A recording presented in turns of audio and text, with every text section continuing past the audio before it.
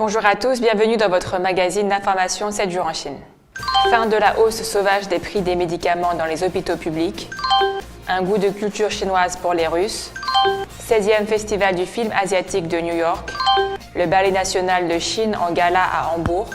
La Chine demande l'inscription du tai chi au patrimoine culturel immatériel de l'UNESCO.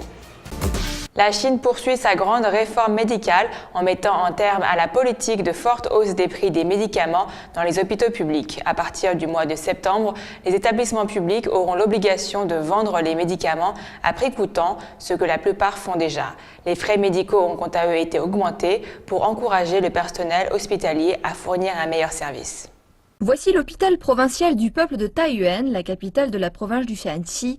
Depuis le 1er juillet, la hausse de 15% sur les prix des médicaments a été supprimée dans tous les établissements de la province, ce qui réjouit les patients. Ceux qui reçoivent des traitements quotidiens sont les plus grands bénéficiaires. Mon père a eu une attaque en février dernier, il doit prendre des médicaments tous les jours. Avec la baisse des prix, nous économisons 1500 yuans par mois. Les pharmaciens d'hôpitaux sentent aussi la différence. Cette nouvelle politique permet d'économiser des centaines de yuans pour les personnes souffrant de maladies chroniques comme le diabète, l'hypertension ou le cholestérol. De plus en plus de gens choisissent d'acheter les médicaments dans les hôpitaux maintenant. Le prix des examens et des tests médicaux ont également baissé. En revanche, le prix des diagnostics et des interventions chirurgicales ont augmenté. Ils étaient trop bas depuis trop longtemps. Les retours des patients sont très bons après l'ajustement des prix des médicaments et des services. Nous avons augmenté le prix des services médicaux parce que les médecins ont besoin d'être encouragés à prodiguer de meilleurs soins. Traditionnellement, les hôpitaux chinois comptaient sur la vente des médicaments pour rassurer leurs revenus. Mais il y a eu des dérives, des prescriptions excessives et surtout des patients mécontents. La Commission chinoise pour la santé publique et le planning familial affirme que tous les hôpitaux publics doivent appliquer la politique au 1er septembre. Le gouvernement local va davantage subventionner et les hôpitaux publics doivent travailler plus efficacement pour économiser de l'argent. Mais plus important, ils doivent élever le prix des services pour justement assurer un meilleur service. Les experts estiment que la suppression de la hausse des prix des médicaments ne représente que le début de la grande réforme médicale chinoise. Mais cette mesure ne suffira pas à empêcher les médecins à nouer des partenariats avec des laboratoires ou à prescrire trop de médicaments. Davantage de réformes seront nécessaires pour mettre fin à toutes ces pratiques. La foire du temple de Titan, un des festivals les plus populaires de Beijing, est arrivée à Moscou. C'est un aperçu de l'art et de la culture chinoise qui se déploie dans la capitale russe. Reportage.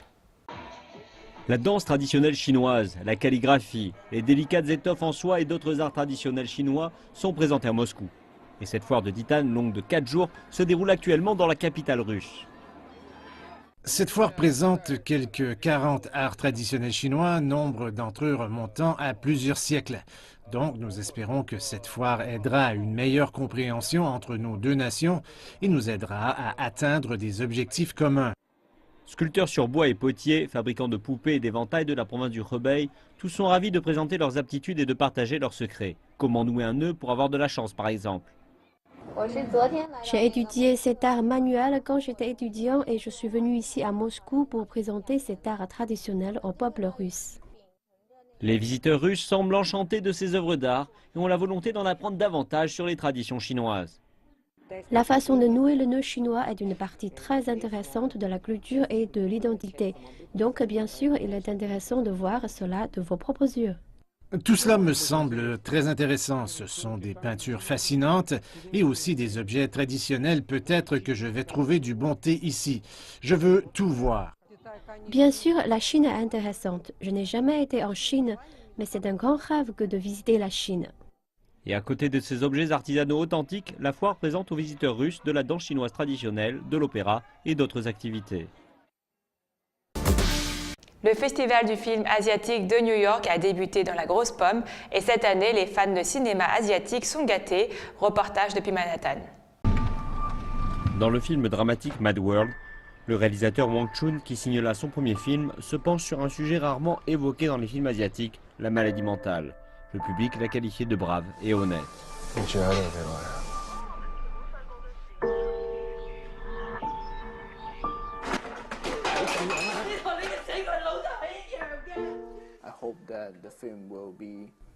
J'espère que le film sera une chance pour eux de mieux comprendre la situation réelle de la maladie mentale plutôt que de créer une stigmatisation ou des étiquettes pour les patients. J'ai pris conscience de cela si jamais nous dramatisions tout et aussi de quelle manière.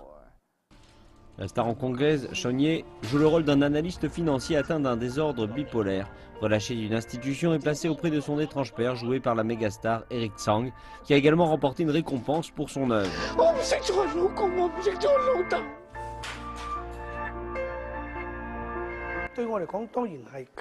Cette récompense a même encore plus de sens pour moi désormais. Pas juste car je suis un réalisateur ou un artiste, mais parce que j'ai bien agi et pu aider la jeune génération de cinéastes. Donc je suis très fier de cette récompense. Je suis très heureux. Je suis ici au centre Lincoln où Mad World fait partie des 57 films présentés lors du 16e festival du film asiatique. Et tous les genres sont présentés, des thrillers au drames, en passant par les romances, pour des œuvres réalisées par les cinéastes de toute l'Asie.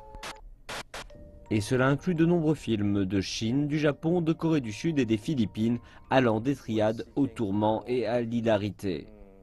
Nous sommes venus chercher davantage de rareté, du sud-est asiatique en particulier, de jeunes réalisateurs, des films réalisés par des femmes mettant l'accent sur les femmes protagonistes par exemple, et avec l'élévation du débat sur la faible représentation des minorités aux États-Unis, je pense qu'il y a un rôle de plus en plus important à jouer pour établir des ponts et apaiser nos différences. Le Festival du film asiatique de New York, désormais dans sa 16e année, a été largement salué pour permettre la reconnaissance de cinéastes asiatiques. Pour célébrer le 45e anniversaire des relations diplomatiques entre la Chine et l'Allemagne, le Ballet national de Chine a présenté un gala au Festival du ballet de Hambourg. Un gala de ballet avec les meilleures œuvres de danse chinoises. Pour sa seconde apparition au Festival du ballet de Hambourg, le Ballet national de Chine a présenté un programme mixte d'œuvres de ses talentueux danseurs et chorégraphes. L'un des moments marquants fut The Crane Calling, qui montre l'harmonie entre l'humanité et la nature.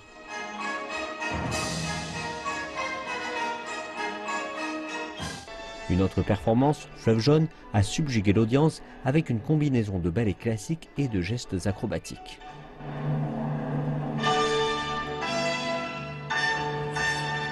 And today was quite different because we were able to see many aspects. Aujourd'hui, ce fut plutôt différent. Nous avons été capables de voir différents aspects de l'art de la danse chinoise, avec les danses classiques, mais aussi les personnages interprétés. Et le plus important, le talent créatif des jeunes chorégraphes chinois. And most important, the creative talent of the young Chinese choreographers. Fang Ying, directrice du Ballet national de Chine, a déclaré que le festival fournit une chance importante favorisant les échanges culturels. Tout comme la première fois quand nous sommes venus ici en 2011, nous sommes honorés d'amener le ballet de Chine au public à Hambourg. C'est une grande opportunité d'introduire notre art à davantage de gens. Davantage d'activités dont des concerts de musique folklorique et des expositions suivront ces célébrations du 45e anniversaire des liens diplomatiques sino-allemands.